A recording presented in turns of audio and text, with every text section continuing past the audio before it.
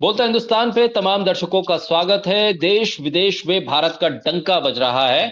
इसको तो हम लगातार सुन रहे हैं, पिछले 10-11 सालों से यही सुनते चले आ रहे हैं, 2014 के बाद से, कि डंका बज रहा है। और बजा भी, क्योंकि प्रधानमंत्री जहां जहां जाते थे, एयरपोर्ट के बाहर कहीं ना कहीं ढोल बजता ही रहता था। ढोल बजाने वाला पूरा पूरा ग्रोह आता था, ग्रुप आता था, वो ढोल बजता रहा। लेकिन बात यह है कि राजनीतिक तौर पर और विदेश नीति के तौर पर आप कितने मजबूत हुए और उसका फायदा भारत को कितना हुआ। दरअसल डंका वहां से बजता है।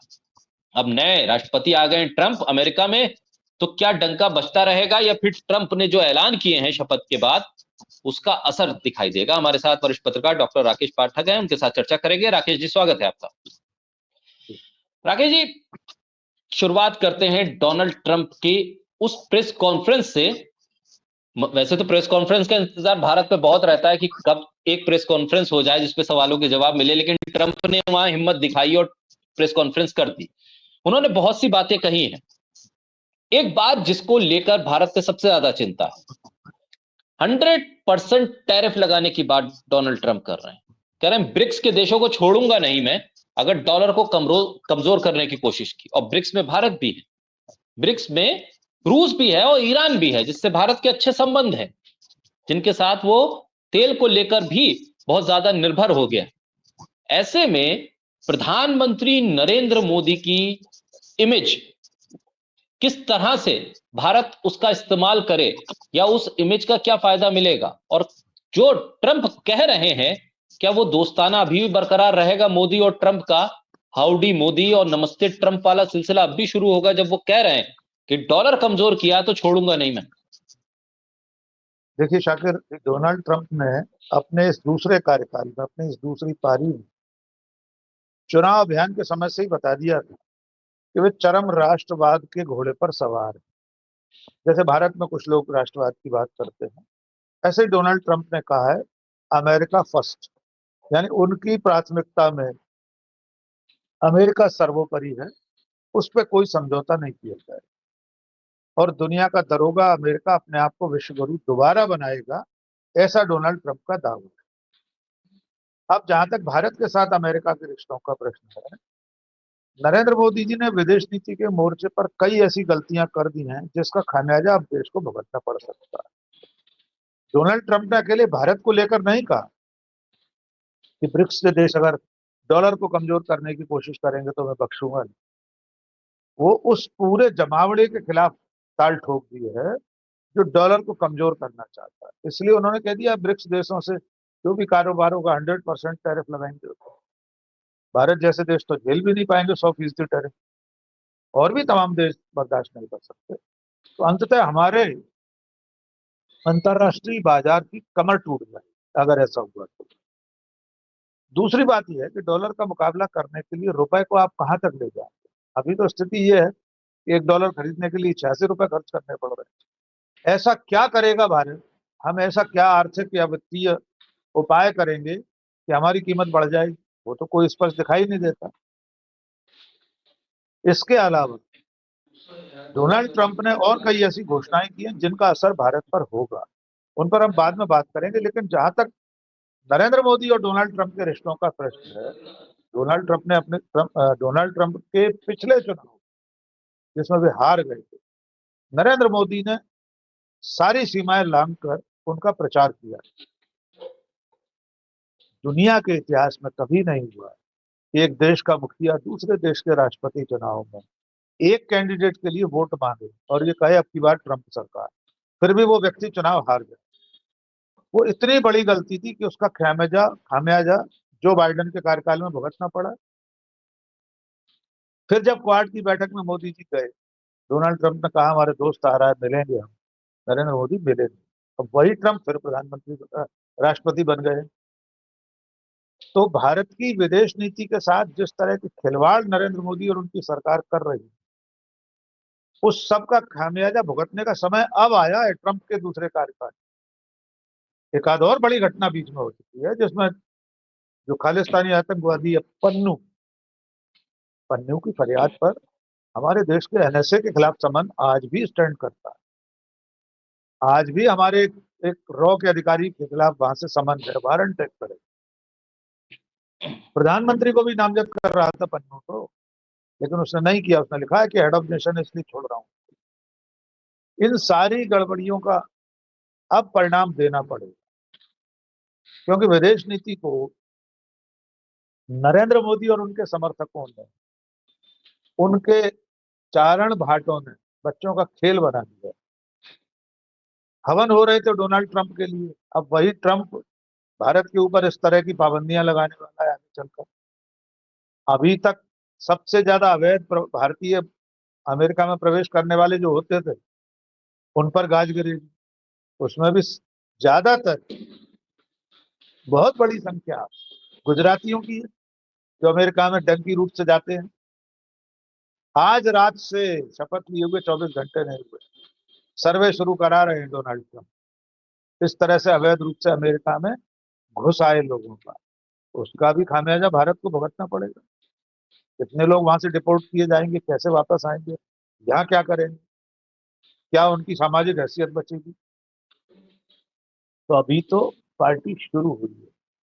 डोनाल्ड ट्रंप अपने पूरे तेवरों में न केवल भारत बल्कि पूरी दुनिया को आंखें दिखाने के लिए आए। इस बार वे अमेरिका फर्स्ट के नारे के साथ पूरी दुनिया को ये बताना चाहते हैं कि अब अमेरिका पहले वाला अमेरिका नहीं, वो फिर से वैसी ही महाशक्ति बनेगा जैसा पहले था।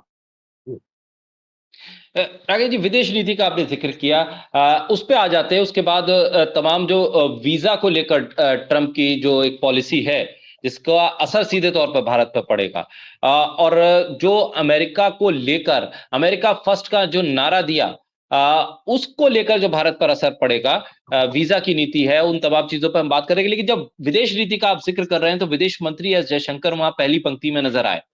यहाँ के तमाम मीडिया अखबारों ने लिखा कि भाई, और न्यूज चैनल्स ने चलाया कि भाई चीन घबरा गया, कि भारत के विदेश मंत्री पहली पंक्ति में है, इसलिए चीन घबरा गया है और बहुत बड़ी धाक जमी है। फिर एक वीडियो आ गया बीच में कि वो एक महिला वहां पर वो पहली पंक्ति के आसपास जाकर कह रही है कि आप पीछे चले जाइए। बाद में फैक्ट चेक हुआ, पता चला कि वो जयशंकर के पीछे एक फोटोग्राफर थे, उनको वो पीछे जाने वो कह रही थी। लेकिन सवाल ये है कि हम अब मीडिया के तौर पर किस तरह की रिपोर्टिंग कर रहे हैं। डोनाल्ड ट्रंप का शपथ ग्रहण है और वहां पर एस जयशंकर को जगह मिल गई अगर, तो हम ये दिखा रहे हैं कि हमने चीन को लाल आंखें दिखा दी, जबकि कोशिश ये हो रही थी कि प्रधानमंत्री को न्योता मिल जाए किसी तरीके से। वो नहीं हो सका तो एस जयशंकर को एडजस्ट कर दिया गया वहां पर।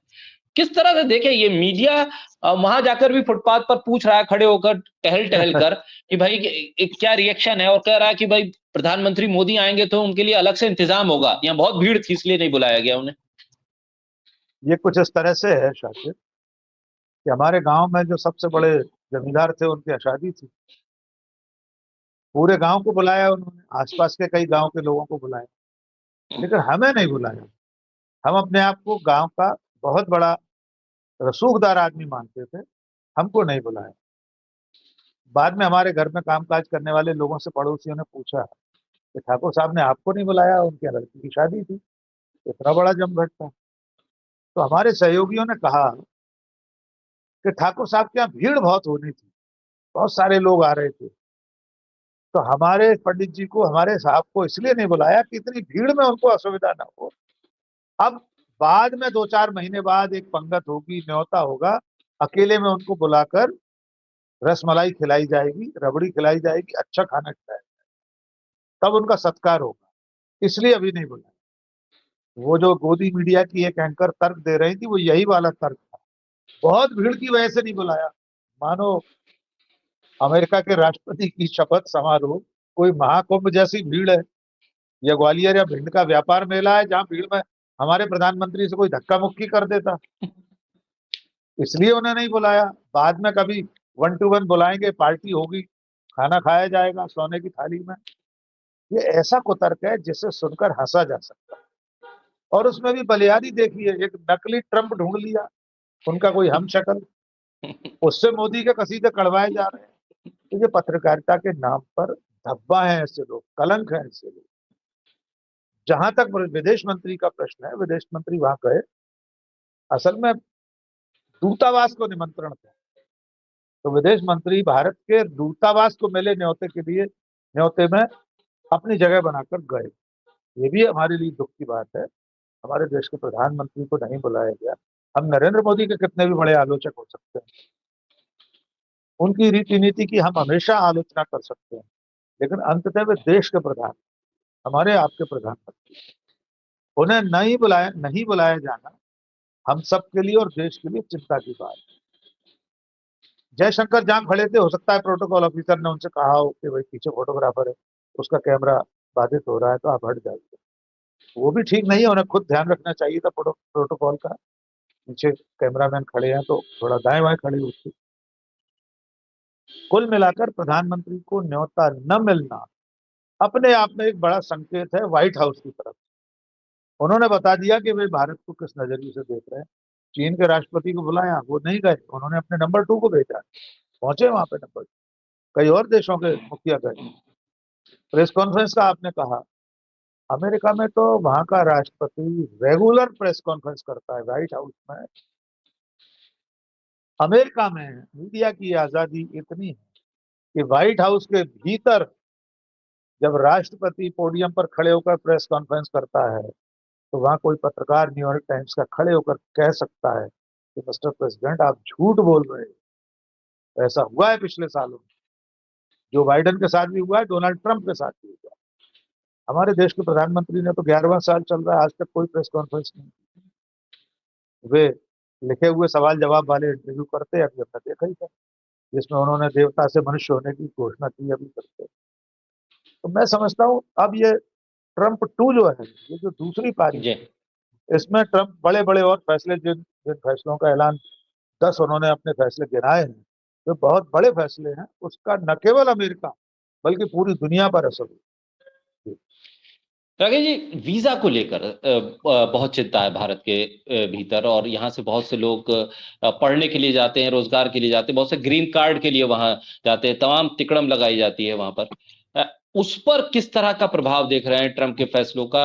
क्योंकि वो बहुत हद तक अगर भारत को प्रभावित करेगा तो एक बहुत बड़ी आबादी उसके दायरे में आएगी। जैसा कि जिक्र आपने किया कि गुजरात के साथ साथ पंजाब के भी बहुत आबादी है, दक्षिण भारत से बहुत बड़े आबादी वहां पर जाती है। तो वो कितनी बड़ी चुनौती भारत की सरकार के लिए रहेगी? देखिए, डोनाल्ड ट्रंप अब जो करने जा रहे हैं उसके एक दो संकेत इसी विषय से जुड़े हुए हैं। जैसे उन्होंने मेक्सिको की सीमा पर आज ही आपातकाल की घोषणा कर दी। जो सबसे ज्यादा अवैध रूप से घुसपैठ होती है अमेरिका में, वो मेक्सिको की सीमा से। वहां इमरजेंसी घोषित कर दी गई है आज। तो वहां पर कटीले तार और दीवार पहले भी बने हुए थे, उसको और ऊंचा किया जाए और लंबी दूरी तक सीमा पर दीवार उठाई जाए। मेक्सिको की खाड़ी को अमेरिका की खाड़ी नाम देने का ऐलान कर दिया है डोनाल्ड ट्रंप ने। ये सारे फैसले ये बता रहे हैं कि अमेरिका को सिर्फ अमेरिका के लोगों के लिए ही सुरक्षित रखने का इरादा रखते हैं डोनाल्ड ट्रंप। उसी की प्रक्रिया है वीसा में पाबंदियां, कि हर कोई घुसा चला है। अमेरिका को खाला का घर समझ रखा है क्या? डोनाल्ड ट्रंप का कहना यह है, अमेरिका खाला का घर नहीं है। अमेरिका में वही लोग आ सकेंगे जिनका आना अमेरिका के हित में होगा। ऐसे कामकाजी लोग, आईटी सेक्टर के लोग, या और मजदूरी करने वाले, उस तरह के जो दूसरे काम है जो अमेरिकन लोग नहीं करते, उसके लिए जिन्हें आना होगा उनकी भी पूरी खोजबीन होगी, तभी उन्हें वीसा दिया जाएगा। नागरिकता को लेकर उन्होंने जैसे ये कह दिया है कि जन्म लेते ही अमेरिका का नागरिक कोई नहीं बनेगा। हमारे अपने परिवार में कई लोग ऐसे हैं, हमारे रक्त संबंध में, ब्लड रिलेशन में, जो लोग अमेरिका में जाके बस गए हैं, जिनके बच्चे वहां पैदा हुई तो होते ही अमेरिकन नागरिक बन गए। आज के बाद वैसा नहीं होगा। जैसे उन्होंने 2 जेंडर घोषित कर दिए, स्त्री और पुरुष, जबकि अमेरिका में एलजीबीटी बहुत बड़ी संख्या में 3rd जेंडर है। वे लोग इसको लेकर आंदोलन भी कर सकते हैं, लेकिन ट्रंप अपनी धुन के पक्के हैं और मुझे लगता है भारत में लोग उनके बारे में बहुत उथली राय रखते हैं। मेरा अनुमान यह है कि अगर अमेरिका ने डोनाल्ड ट्रंप को चुना है और इन इन उम्मीदों पर ही चुना है जिनकी घोषणा डोनाल्ड ट्रंप ने की है, तो शायद इस बार का उनका कार्यकाल पिछले कार्यकाल से ज्यादा कामयाब हो। इसराइल फिलिस्तीन का युद्ध रुकवाने में भी डोनाल्ड ट्रंप का बहुत बड़ा योगदान है। वे तो अब रूस और यूक्रेन का युद्ध रुकवाने पर आम आता है। कह दिया उन्होंने कल ही पहले दिन, मैं तीसरा विश्व युद्ध नहीं होने दूंगा, उसे रोकने की कोशिश करूंगा। तो वीजा से लेकर अवैध घुसपैठियों की बेदखली तक, ये सारी चीजें भारत को परेशान करने वाली। आज रात को सर्वे शुरू हो रहा है अमेरिका, कितने लोग भारतीय निकलेंगे अवैध रूप से अमेरिका में फंसे हुए, उन्हें हवाई जहाज और पानी के जहाज में बिठाकर डिपोर्ट कर दिया जाएगा। जाइए यहां से, गेट आउट। क्या करेंगे आप उनका? भारत सरकार इसमें क्या पक्ष रखेगी? भारत सरकार ये भी नहीं कह सकती कि हमारे नागरिक हैं लेकिन अवैध रूप से अमेरिका में, तो इनको बस जाने दीजिए। ये भी संभव नहीं। तो कुल मिलाकर ट्रंप 2 हमारे जैसे विश्व गुरु के लिए, नरेंद्र मोदी जैसे प्रधानमंत्री के लिए थोड़ी असुविधाएं पैदा करने वाला हो सकता है। थोड़ी नहीं, मैं तो यूं कहूंगा हमारे लिए बड़ी आफतें लेकर आए। राकेश जी, आखिर में एक चीज, ये टिकटॉक बैन था अमेरिका में, उस पर से बैन हटाया गया और कहा गया कि अभिव्यक्ति की आजादी को हम सुनिश्चित करेंगे।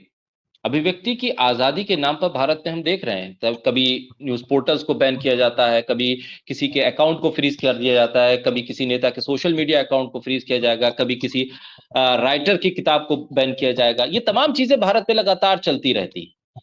ऐसे में अगर हम अमेरिका के साथ दोस्ती बनाते हैं, हम कहते हैं कि हमारे प्रधानमंत्री के दोस्त हैं ट्रंप, और हम दोस्ती निभाते हैं, तो फिर अभिव्यक्ति की आजादी के नाम पर जो तमाम चीजें बैन की जाती हैं यहाँ पर, उसको लेकर भी तो हमें सीख लेने की जरूरत है।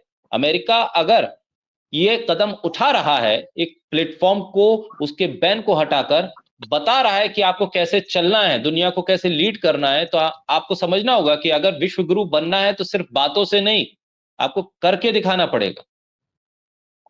देखिए, टिकटॉक पर बैन हटाने का एक कार्यकाल, एक समय दिया उन्होंने, 75 दिन के लिए भी हटाया अमेरिका ठीक। ने। अगर इन 75 दिनों में कोई गड़बड़ी नहीं हुई, उस पर कोई ऐसी आपत्तिजनक सामग्री नहीं आई, तो वो कंटिन्यू किया जाएगा। और मुझे ऐसा लगता है वो कंटिन्यू रहेगा, ये बैन अब दोबारा नहीं लगेगा। एक शुरुआती औपचारिकता के लिए 75 दिन कहा है, लेकिन दोबारा फिर बैन हो इसकी संभावना मुझे कम से कम नहीं लगती। जहां तक भारत का प्रश्न है, यहाँ तो सरकार से असहमत, सरकार की विरोधी हर विचारधारा, हर विचार, हर व्यक्ति को रोकने की कोशिशें चल रही हैं। पिछले 10 साल से देखा कितने यूट्यूब चैनल बंद हो गए, कितनी वेबसाइट, न्यूज पोर्टल्स को बंद करा दिया गया। और तो और अब कार्टूनिस्टों पर भी गाज गिर रहे। अभी इसी महीने 2 बड़े कार्टून्स को ट्विटर पर से हटाने के लिए भारत सरकार ने, यानी मुंबई पुलिस ने, भारत सरकार यानी मुंबई पुलिस भी अगर दे रही है तो भारत की एक, ठीक। मंजुल का एक कार्टून था जिसमें अंबेडकर की उंगली में ऐसे अमित शाह लटके हुए, अंबेडकर को लेकर जो बयान किया, कुछ भी आपत्तिजनक नहीं था। लेकिन मुंबई पुलिस ने एक्स को, ट्विटर को मेल किया कि इससे भारत के कानून का उल्लंघन हो रहा है, इसलिए इस कार्टून को हटा दिया जाए ट्विटर से। ट्विटर ने इनकार कर दिया। ट्विटर ने कहा हमारी नजर में इसमें कुछ भी कानून का उल्लंघन नहीं है, ये कम्युनिटी गाइडलाइन के खिलाफ नहीं, हम नहीं हटाएंगे। एक और कार्टूनिस्ट के साथ भी ऐसा हुआ। तो भारत में इस वक्त जो लोग सरकार में बैठे हैं, उनकी अभिव्यक्ति की आजादी में कोई आस्था नहीं। उनका बस चले तो सारे मीडिया को, बोलता हिंदुस्तान से लेकर सबको अपना चारण और भाट बना दें, अपनी गोद में बैठा हुआ मीडिया बना दें, अपना भौंकू बजाने वाला भौंकू मीडिया बना दें। अमेरिका से वे कुछ सीखेंगे इसकी उम्मीद कम से कम मुझे नहीं। अमेरिका में बहुत सारी चीजें ऐसी हैं जो अच्छी और बुरी दोनों है। निश्चित तौर पर अभिव्यक्ति की आजादी का मामला हम सबसे बेहतर है। वहाँ कानून व्यवस्था की स्थिति में कई बड़ी घटनाएं होती हैं, लेकिन फिर भी कम से कम वहाँ की न्यायपालिका इस तरह की पक्षपाती नहीं है जैसे इस वक्त हमारे देश में। तो बहुत सारे ऐसे विषय हैं जिसमें हमें अमेरिका से सीखना चाहिए। कुछ चीजें ऐसी भी ठीक। हैं जो अमेरिका हमसे सीख सकता है। पर जब तक हमारी सरकार की मंशा नहीं होगी, वहां पे डोनाल्ड ट्रंप रोज प्रेस कॉन्फ्रेंस करते रहे। कौन सा नरेंद्र मोदी जी प्रेरणा ले रहे हैं उनसे प्रेस कॉन्फ्रेंस करने की? उनसे सवाल ले रहे हैं पत्रकारों? इसलिए मुझे टिकटॉक के बैन, हो सकता है यहाँ भी हट जाए, अभी तो अपना बैन है टिकटॉक, जहां तक ठीक। मेरी जानकारी बैन है ना, जी जी। भारत में भी बैन है। तो हो सकता है अमेरिका ने हटा दिया तो कल हमारे यहाँ भी हट जाए, लेकिन उससे कुछ होगा नहीं जब तक कि सरकार मन से अभिव्यक्ति की आजादी के पक्ष में खड़ी न हो। बहुत शुक्रिया राकेश जी, बोलता हिंदुस्तान को समय देने के लिए, हमारे साथ चर्चा करने के लिए, हमारे साथ जुड़ने के लिए बहुत शुक्रिया।